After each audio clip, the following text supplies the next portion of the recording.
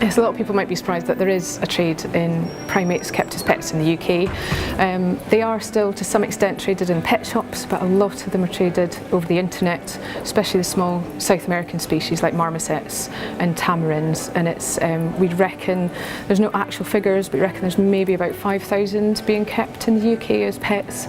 And when we've done snapshot internet surveys, for instance, we've found, I think over a course of a couple of years, about over 500 individual primates being advertised. So it is something that's fairly common. They're very easy to get. Because they've got such complex needs and they are wild animals, that they just can't have their needs met when they're kept as pets in private households. You know, they are for instance, the ones that are most commonly kept as pets live in large groups in the treetop canopy in the rainforest. They've got very specialist diets where they nibble on the bark of trees and let the sap come up and then lick that. They're very social, so they need to be kept in social groups, and they need a lot of stimulation because they are highly intelligent animals, and we just don't think that can be met in a household environment. And the kind of things we've seen are metabolic bone disease because of poor nutrition and not having access to direct sunlight, which can lead to breakages of bones and soft bones known as rickets in people, so that's fairly common. Diet that's just completely inappropriate, like marshmallows and chips and baby food being fed to young ones, especially being kept on their own.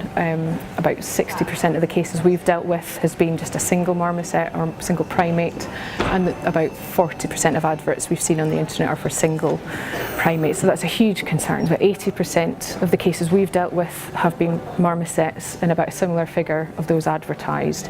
Unfortunately, they don't have any need to have a licence. Anyone can go out and buy them, and so they are far too easily available.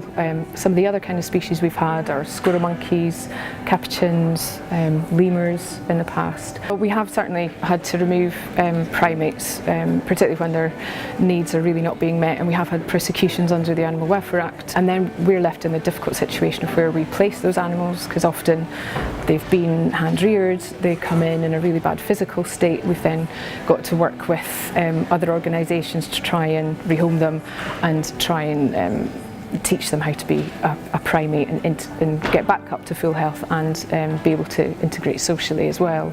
So it's a real problem for us. The other kind of work we do is monitoring internet sales to see what animals are being traded and be able to effectively present a case to government as well about why this needs some more action than we've got at the moment on a legislative level to get better protection for these primates and stop them being sold as pets effectively.